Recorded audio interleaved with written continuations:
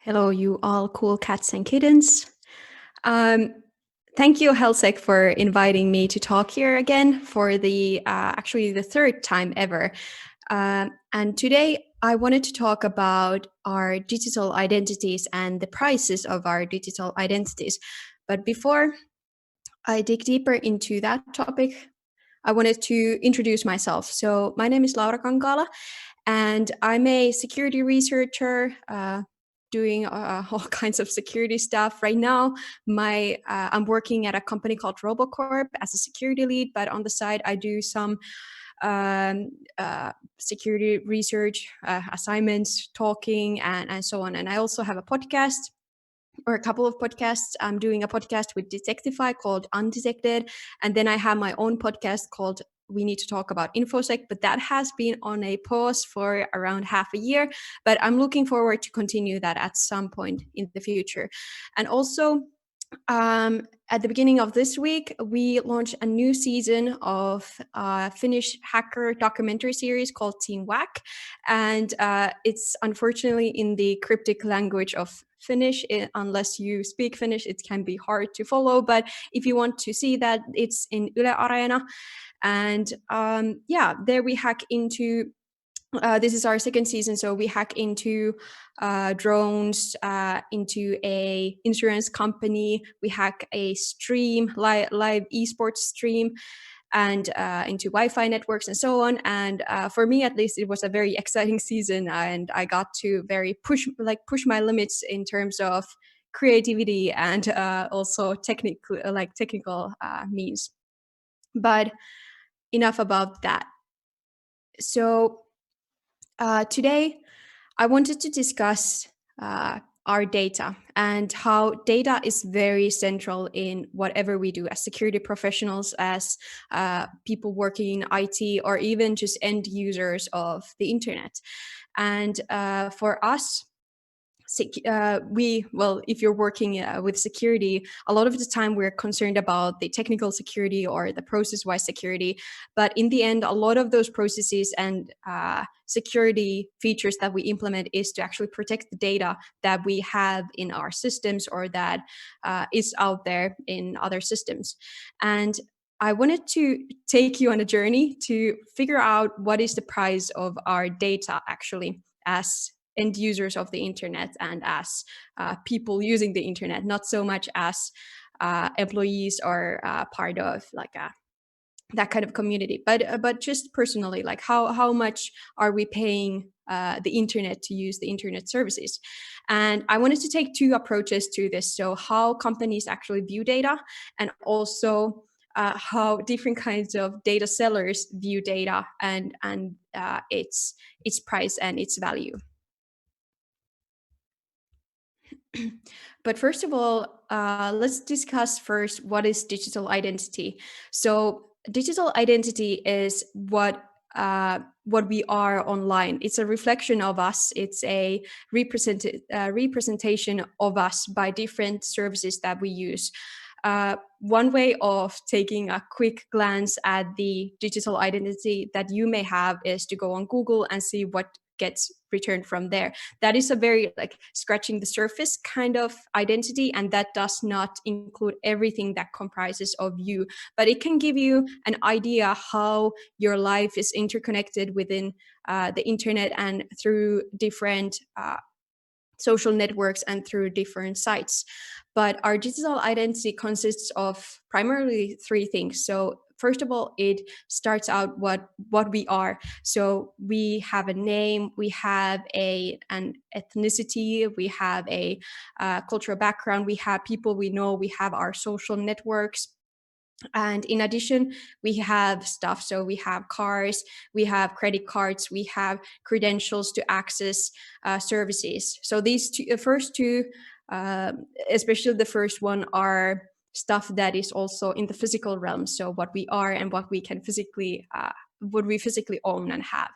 But On the other hand, we still leave a lot of stuff behind on the internet by what we produce. So we use different services. We post pictures, we post text, we tweet, we produce content all the time. But in addition to that, when we travel the internet, there's logs that keep logging our actions. There's different kinds of trackers that identify us throughout the internet. So all of that becomes a picture of what we are and what we like and what we want to see and what are some of our fears and wants. And back in the day, Lord Kelvin already said that to measure is to know. And well, Lord Kelvin kind of like lived up to this and knew what he was talking about. He was the guy who devised the absolute temperature scale or the Kelvin scale. And this holds true to everything, even to this day. And it's not a new phenomenon that we want to measure things such as our lives and the stuff that we use, and companies and governments want to collect data on us. Even back in ancient civilizations such as the Chinese or Egyptians wanted to collect data and make censuses of the civilizations and figure out, for example, how many people they were ruling and what kind of people they were and what kind of social structures there were. But coming to this day, jumping forward a millennia or two, we can see that, or in our like technology that we have today, it has become more driven towards what kind of data can be collected with that. And a lot of these things are measuring data or they're collecting data. For example, IoT devices, they have sensors that collect data on their environment and seeing if there are changes, for example, in the temperature of the room. But if we think on a personal level as humans, we use smartphones daily, and those devices are also very much not made for tracking us, but they provide good means for tracking us. Just because of the smartphone technology, the mobile network technology, there's no way of staying hidden when you use a smartphone. But in addition to that, the Bluetooth and Wi-Fi and all kinds of location-based tracking, for example, you in relation to other devices and in relation to which open Wi-Fi is closest to you, can be used to find out your exact location in the world. And apps that you use collect data and use, for example, your phone, it has a quite permanent advertiser ID that you can reset on your own, but that is also used by advertisers and by your apps to track you across the internet.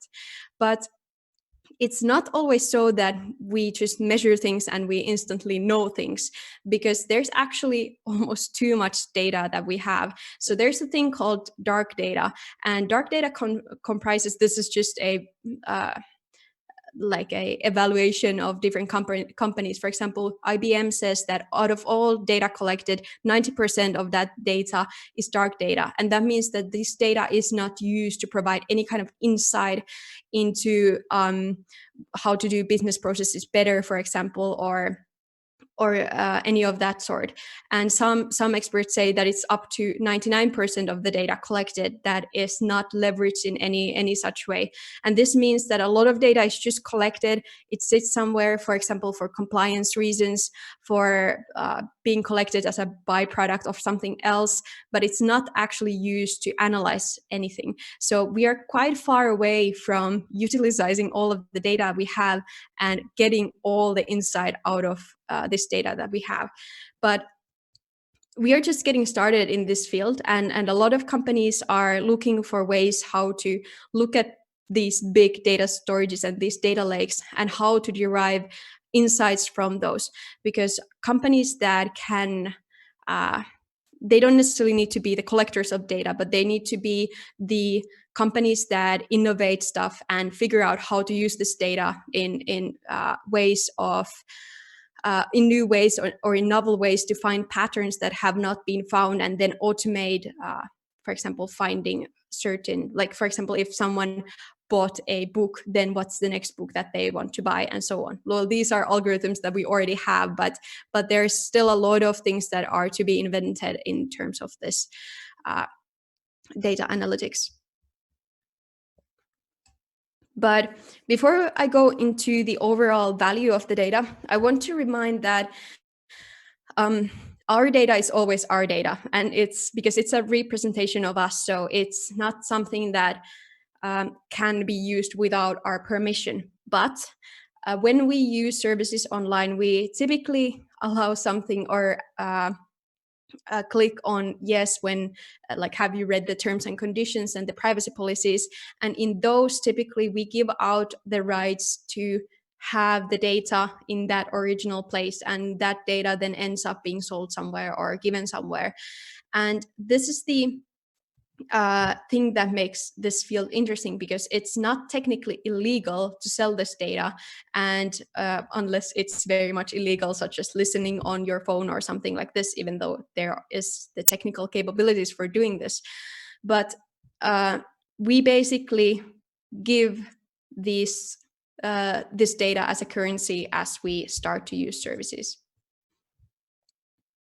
So what is then the actual value? And now I want to go into more concrete examples and try to figure out what could be a value of one single person's data. And if we take a look at Facebook 2019 revenue, which was 70.7 billion US dollars, and there is around 2.5 billion, or there was at least by the end of 2019, 2.5 billion users on Facebook.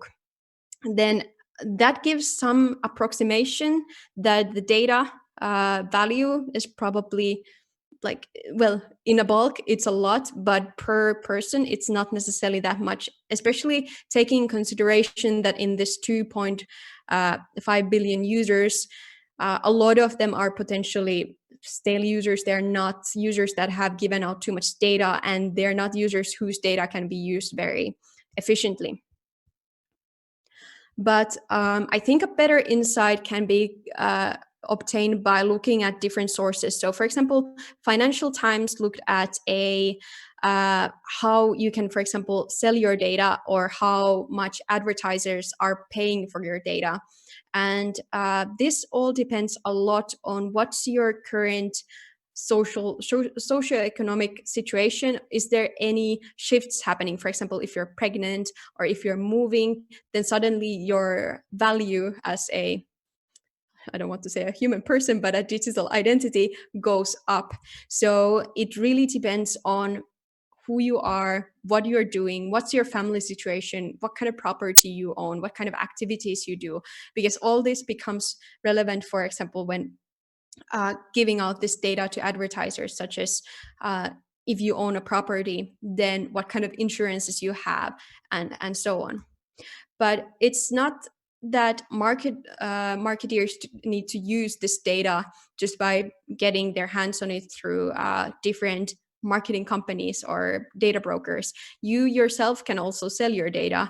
So these are just a couple of examples, but there's, for example, a service called Datum, which is it's basically an app you can download on your phone, and you can, for example, give access to your GPS, and basically give out data on your own, and give it to someone who wants to analyze it and do some kind of business intelligence on it.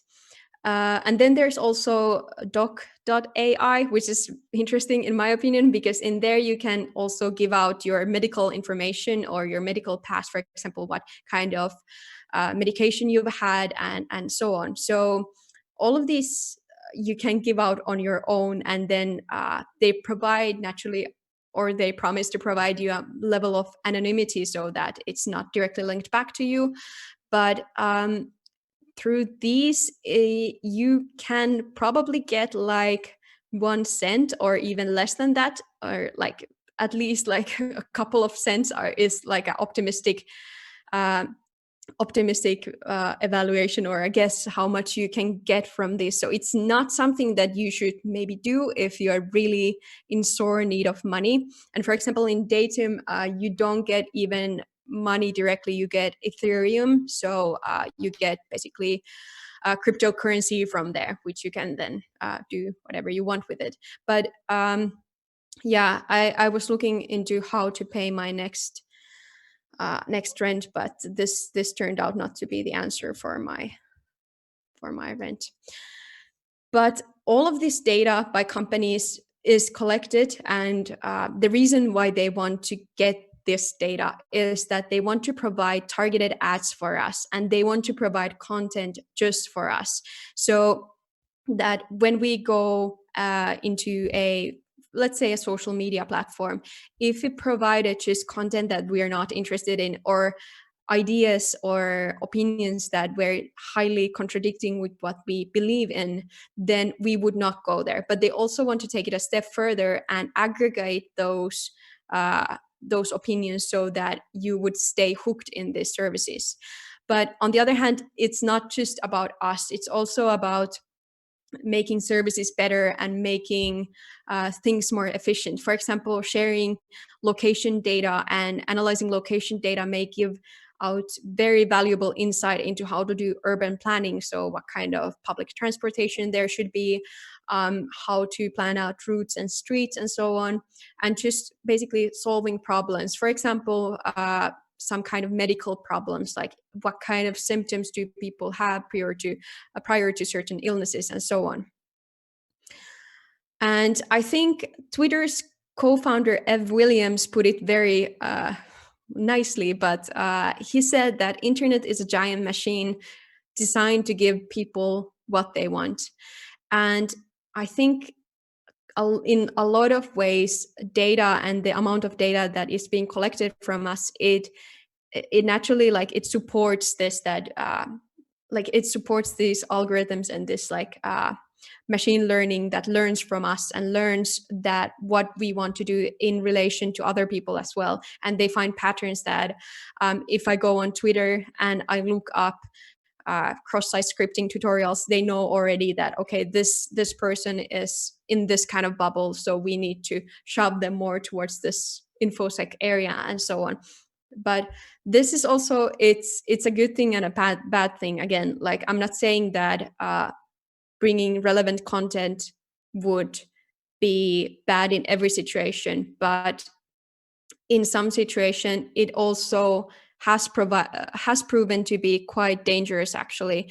And I know a lot of people a lot of you must be familiar with Cambridge Analytica and what went down during the last presidential election. But Cambridge Analytica is, or was, a data analytics company that helped not only in the US but around the globe, for example in Africa and in other places, to gain some would say unfair advantage over other political candidates. So what they did was that they, from Facebook, they harvested a lot of data from people, and they sent out surveys like, what kind of Disney princess are you, and like, through these kind of like questionnaires, they were able to harvest a lot of information from people. And in addition to that, they also had access, they had probably bought or obtained in some means some additional data from Facebook as well.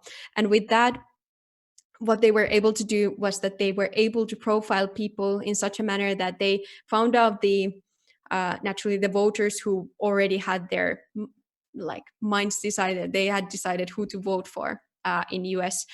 But they were not interested in those people, they were interested in people in between, so in the margin.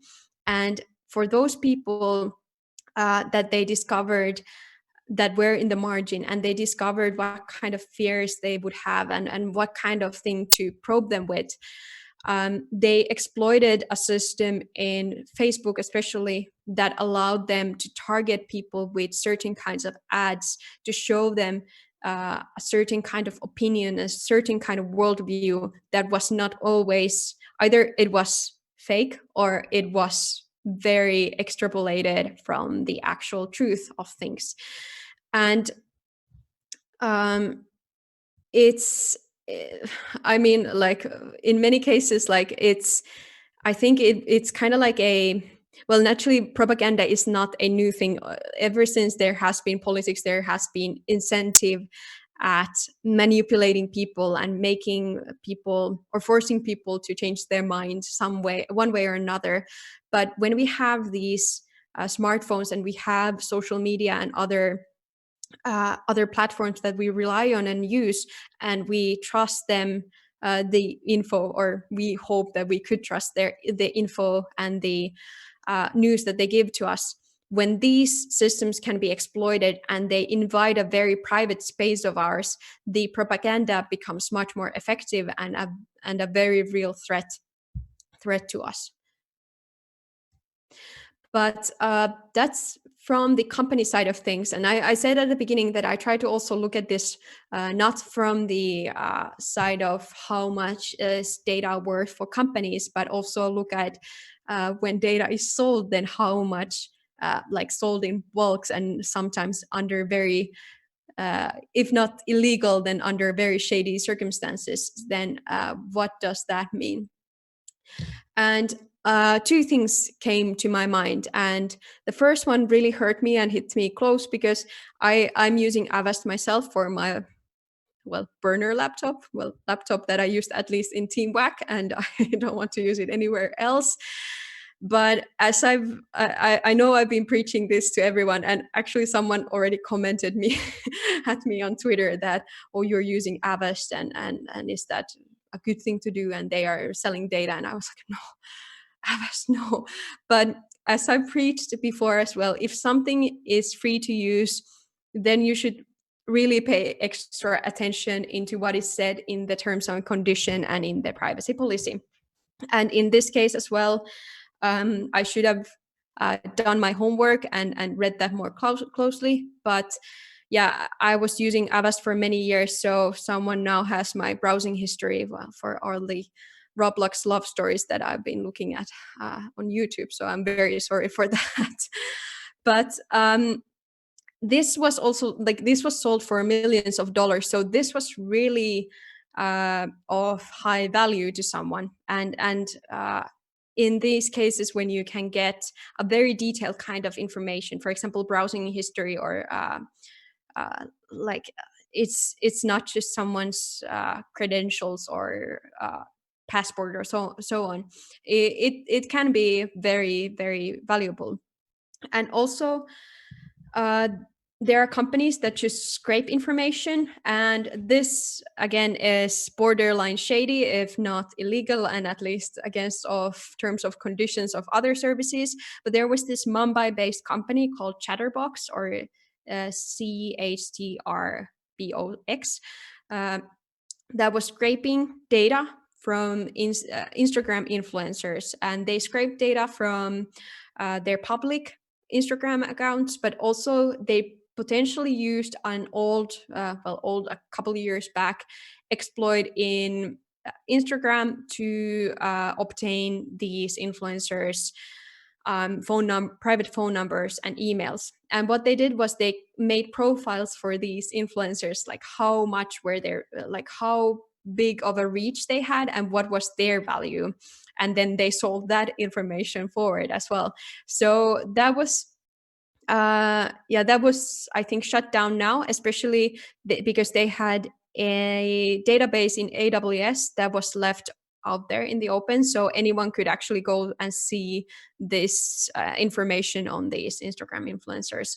So there are companies like this that will go to this very shady gray area until they actually get caught, or then they are like brought to enough scrutiny and they are taken down. And sometimes also the value of your digital identity, or some of your parts of your digital identity, can very much be rely on what you actually have. So for example, these one letter Twitter accounts are ridiculously valuable, or people are ready at least to pay a lot for these. So Naoki Hiroshima, he said that his Twitter handle SN, he has gotten an offer of 50,000 US dollars for this handle, and he has gotten a lot of, like, he's under constant hacking attempts, and people are trying to extort him and so on to give out the handle because it's so valuable. And he was actually hacked even some time ago, some years ago.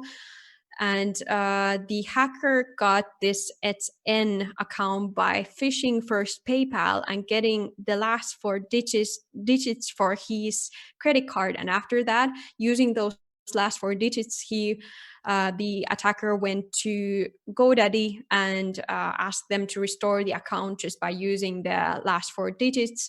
And actually, GoDaddy let them guess the four last digits as well. So he was then just listing out numbers until he got it right, and then he was able to access his Twitter account. Nowadays, Naoki has his account back, but I don't know, it feels more like a burden to have something like this, to be honest.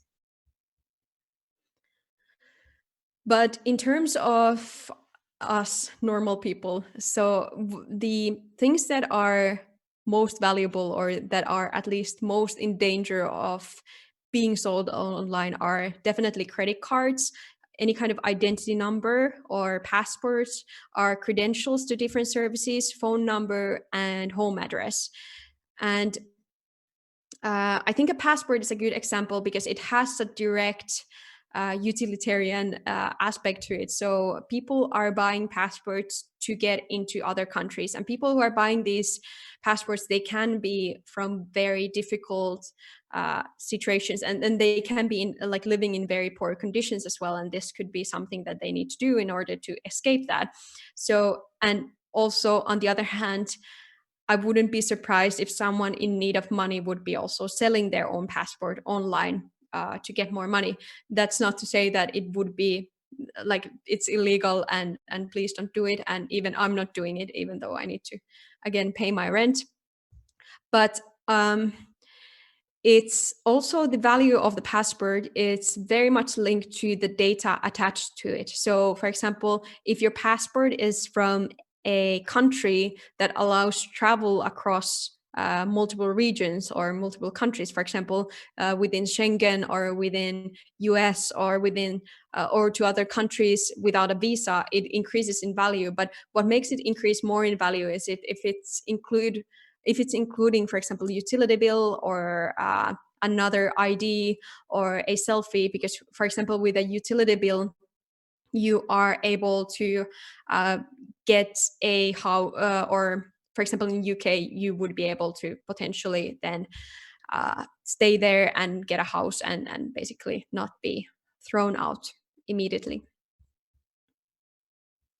And all of this data that's being sold, it follows a very simple rule of any kind of economics. And actually, Shamil had a very nice talk on the supply and demand and the economics of the illegal marketplaces online.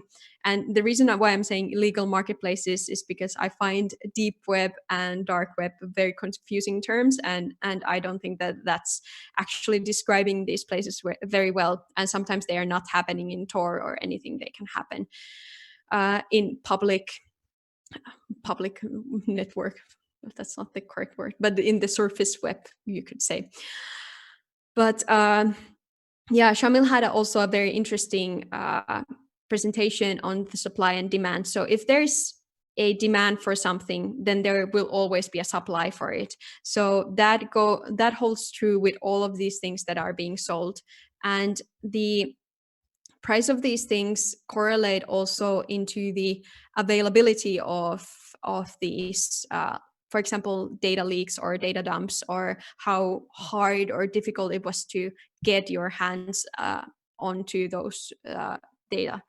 But a good example of a massive data breach that caused, or that was being sold and was sold for quite a lot of money, was the LinkedIn hack. So this happened actually back in 2012, but back then there was only, but 6.5 million accounts that were sold online and with their hashed version of the password. But most of the passwords were back then cracked in a couple of days, and a lot of the users of LinkedIn then, as a result of this, started to get ransom emails or extortion emails with their the password in it, and try to get money from them, or also some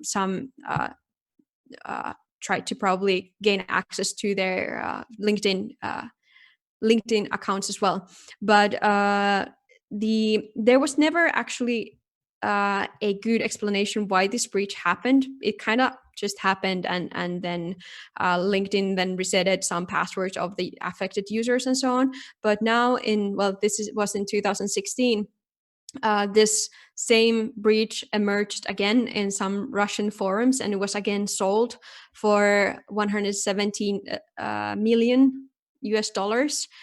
117 million LinkedIn emails and passwords were sold, and these were sold for 5 bitcoins, and 5 bitcoin at the time was around 2,000 US dollars. So if you think of in terms of the number of accounts and then the total price that they got, the overall price per account wasn't that high, but because these are sold in bulk and not per account or per credential, then it was quite a bit of money still that could be made. And going back to this, and the reason why people are selling this and willing to buy this with for 5 bitcoins is that there is a good way of leveraging these for additional attacks, or as I said, the ransom attacks and so on. So there is the supply and demand rule applies here as well.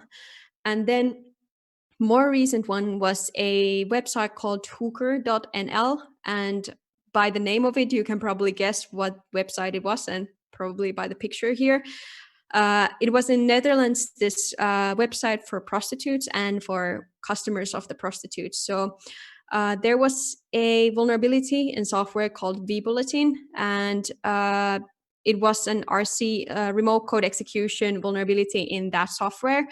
It wasn't necessarily new vulnerability or unknown vulnerability. It had been sold in Zerodium, for example, for quite some years before it, for one reason or another, emerged in public GitHub, and it started to get more popularity. And then it was super easy to fingerprint, and it was super easy to just go on Shodan and mass exploit it.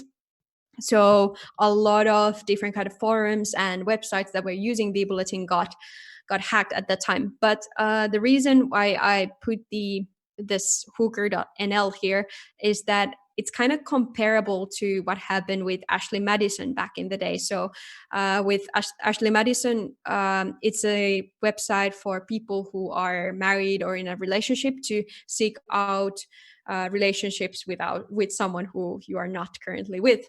So that website got hacked, and it had a similar effect to this. I think that once you are associated with a website like this, it's not just your email address or password leaking somewhere. It's the your association with this website. So there's the secondary benefit for attackers to take this information and leverage against the victims to extort them, ask them for money, and then get even more profit out of this. But this Hooker.nl, unlike the LinkedIn breach, this was sold for around 2 to 3 euros. So it was super cheap, but it was it could be also because the vBulletin exploit was relatively easy, and I think a lot of hackers and people were able to obtain get their hands into this data set before it was taken down or fixed.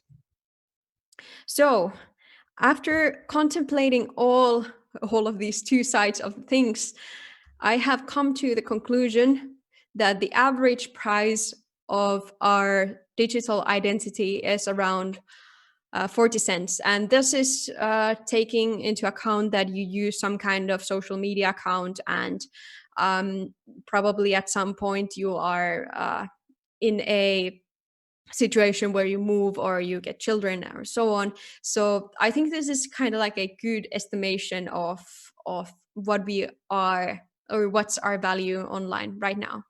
So it doesn't sound like too bad of a price, to be honest, like if we think of all the things that we get in return.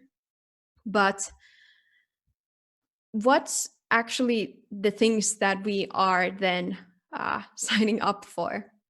And I think the um, we are kind of like losing ourselves, and we are becoming these just like a reflection of ourselves online, with these companies and organizations and even governments being able to do whatever they want with the data and the digital identities that they have on us. And we are moving towards this pseudo anonymity even more and more. And with pseudo anonymity, I mean that we are given control over our data, which means that companies are giving us options how to hide our embarrassing pictures from our parents, or they're allowing us to see what kind of decisions are being made based on our data. And you can download, for example, data dumps from Facebook and Google and so on. But it doesn't mean that they are anyway stopping the data collection, or that they are stopping the incentives to draw out more insight from our data. And when our normal life becomes very tangled with our life online, it becomes easy to also monitor us, to see where we are going and see what we are up to, what we want to see, who we are hanging out with, um, what kind of social circles we have. So it becomes more easy to also moderate our behavior. It becomes more easier also when people are in these big forums to just block out certain opinions. And the danger to this is that, like, I know that Finland, for example, is not a we don't have a social credit system here, and a lot of you might be thinking that, okay, this is just an like overthinking, and that this doesn't concern us. But these things happen quite stealthily in the dictatorships around the world, where different kinds of citizenship obedience programs are in use, or different kinds of social credit systems are in use. These changes didn't happen overnight. So we need to be very careful when we allow new types of access into our lives. So let's, for example, look at our current emergency situation. For example, if we let companies and governments access our location and see where we are constantly for the sake of tracking where the COVID-19 is currently going on and where it's running rampant. I understand that's a good effort in terms of human health and in terms of protecting those who are at risk. And I'm not saying that that's a bad initiative, but we need to be very woke about this, and we need to be ready, and we need to demand for ways of restoring the old order, to restore democracy and restore these systems that, or remove these systems from our lives that were not there when we started out. And that is the thing, that it's hard to sometimes know what these controls are that are being sneaked into our lives. And sometimes when we realize them, it may already be too late. But at the same time, I'm not saying that we should now just stop using the internet, we should stop using Google, and we should stop using all of these services. I'm saying this so that in the future we can do things better and we can look at things more critically. And also, with this 40 cents, we are getting a hyper optimized experience of everything. And again, in case of that working well, then it all works well and dandy. But as I already mentioned before, and there have been already examples of that happening, that when things become too optimized and when we are served just the content that we want to see and that enforce our worldviews, we become more our viewpoints of the world become more aggregated, and there's a danger of creating even more divide than before between us if it's not put under a really tight scrutiny into what kind of machine learning algorithms are actually serving this content, and how can we, instead of creating divides, we can create new kinds of opinions. But it's a difficult topic, and for how to create a perfect system that would serve all of our purposes, it's probably very utopian to think of that, but it's just good to understand that these powers are at play behind the curtains. But I don't believe that this needs to be so. And I believe there's things that we can do as security professionals or as IT professionals. And some of them are technical controls. So first of all, we can start out by making software secure so that it doesn't, I don't want to say unhackable, because that's not, no software is unhackable, but at least make it hard to hack and create it so that it has security built in it. And then it's also good to protect assets. So, for example, that your AWS databases are not out there open so that everyone can go see Instagram influencers' phone numbers and email addresses, but also not externally, but internally as well. So not everyone at your company probably needs to read customer data or gain access to that. And one thing that I think is one of the best systems that we have invented for security is encryption. So I'm not saying that encryption is easy always to apply and maintain and make it secure, and it has its own vulnerabilities, but everything should be encrypted at the same time. And this is now coming from a person who is right now reviewing different kinds of encryption models and or architectures and determining how to make them secure. But our computers are efficient enough to handle encryption at rest and in traffic, and we have uh, new ways of, for example, there's no reason to have any website or any HTTP connection unencrypted thanks to, for example, Let's Encrypt and so on. So it's really something that we need to keep employing and keep taking advantage of. But not everything has a technical fix. So we really, when it comes to these privacy issues, a lot of the times regulation is at least a patch to some of these issues. And we need to be the lobbyist also for these changes. And in order to be these lobbyists, we need to create more awareness and education around these topics. And I think us as like a security scene and as a community of security people, there's a lot of things happening all the time. There's new research coming up, someone hacked something cool, and new ideas coming in and stuff. So it's sometimes hard to get this information out of this bubble of ours because there's just so much going on, which is a good thing.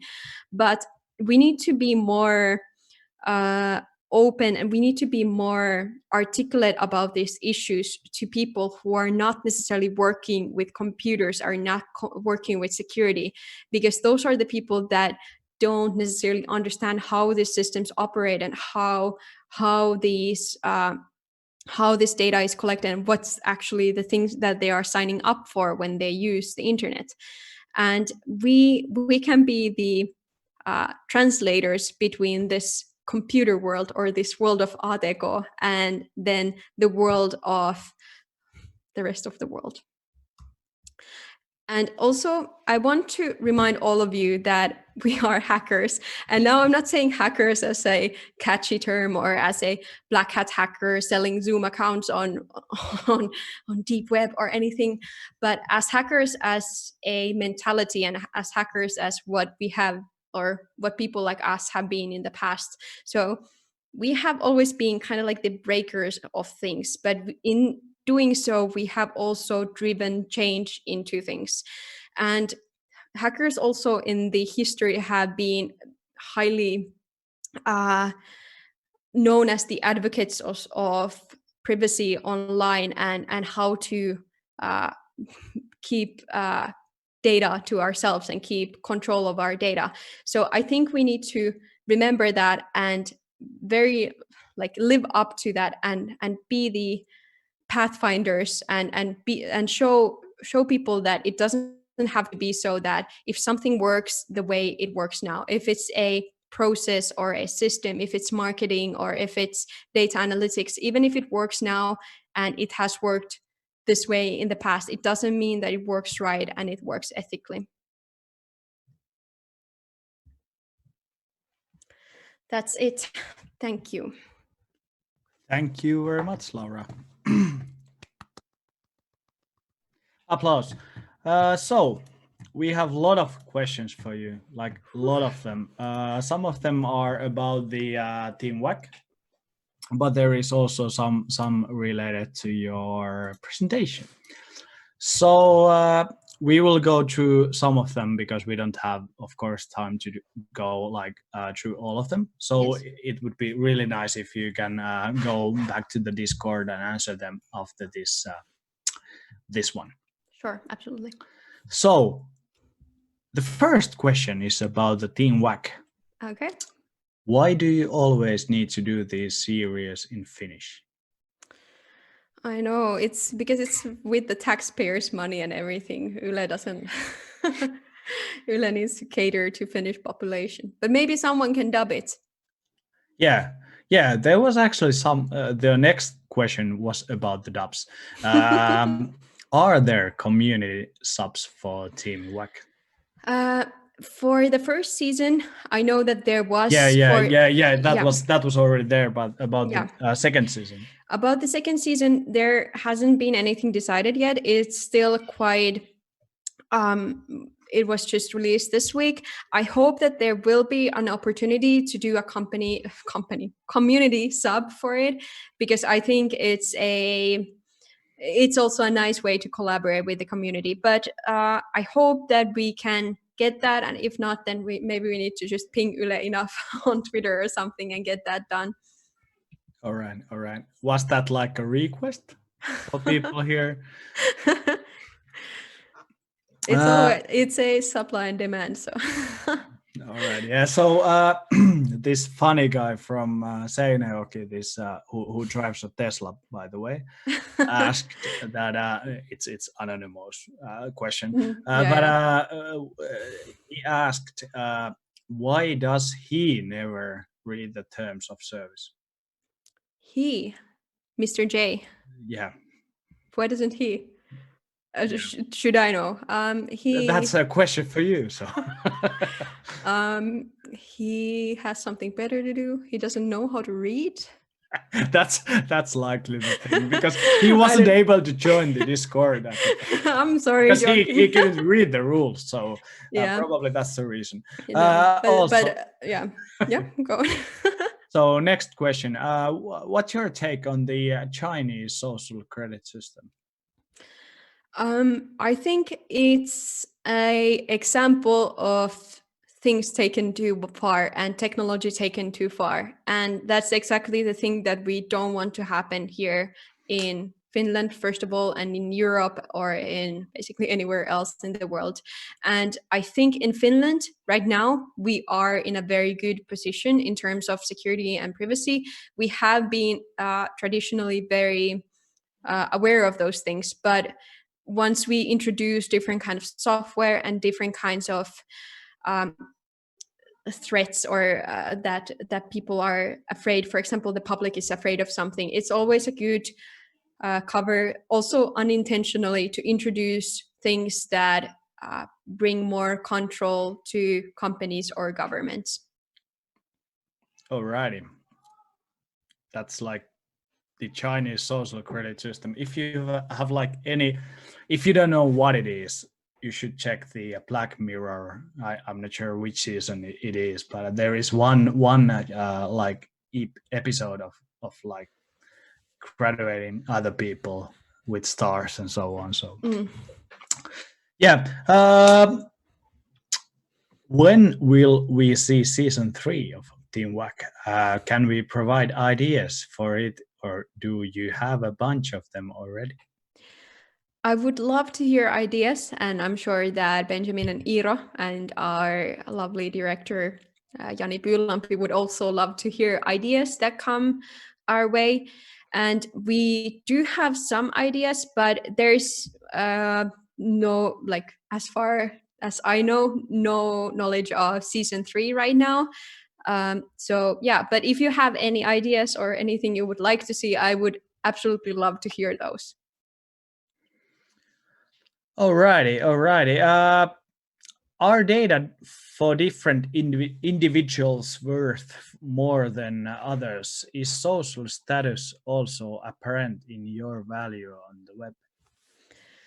I think it works in several ways. So your data may not necessarily be directly more or less valuable in sense of how it's collected, but when it comes to advertisers, and let's say you're an influencer on social media, then your persona, there's a term for it called persona based marketing, and well, persona based marketing is not a correct term for this, but it's basically figuring out the persona that is your typical customer.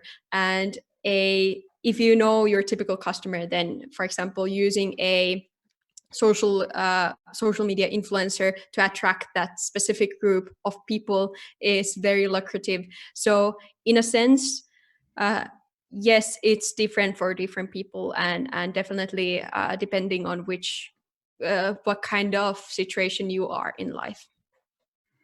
Alrighty. Let me see. Ba.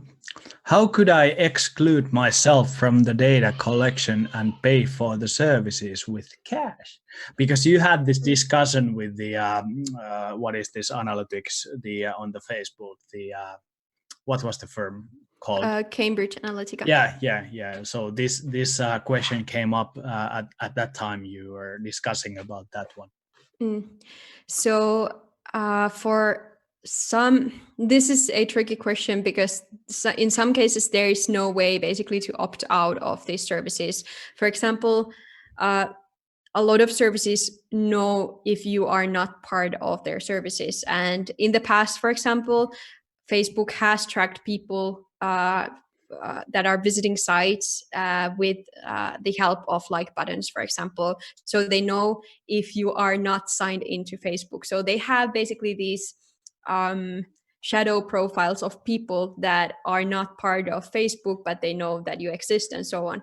They may not have that much information on you, but they still know. But in terms of data collection, there are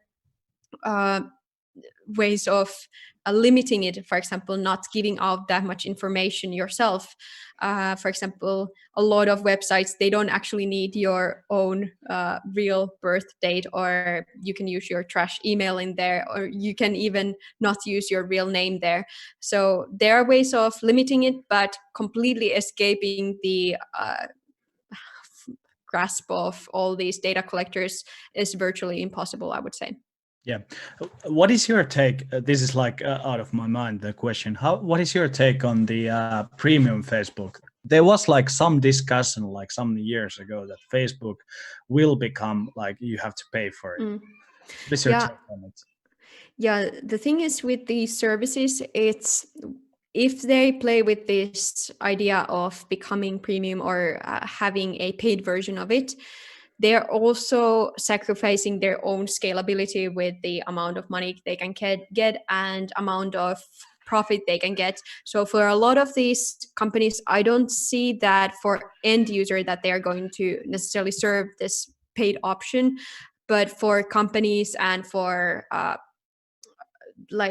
for communities, there are naturally like paid versions. For example, Google offers in addition to the Gmail, they offer the G Suite, where they at least promise to limit the data collection in different ways than It's they free do. for NGO, by the way. Okay, I didn't know that. but yeah, but they have basically, again, different terms and conditions for both of those services. All The right. paid Yeah. one and the free one. Yeah. Yeah. But in general, what do you think about paying for your privacy? I think it would make sense in some cases, and if I could get a paid version of Google, then I would probably do it. All right. How easy is it to live with Barb Suite 24/7? Could you live without it? No. All right. Are there any recent cases in InfoSec similar to MK Ultra where legit leaks are dismissed as conspiracy theories, even though they turned out to be real? Sorry, what was the name? The MK Ultra, MK Ultra. Okay. So we're legit. So what was the question like? What was the question? Yeah. Are there any recent cases in InfoSec similar to that one?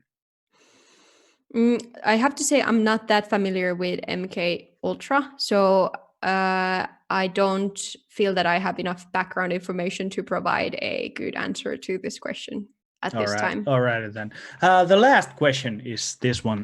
Then we have to move on. Sorry for the audience because there is a lot of more questions, and Laura will answer you. I'm always using the Laura term because she is using that one in her podcast.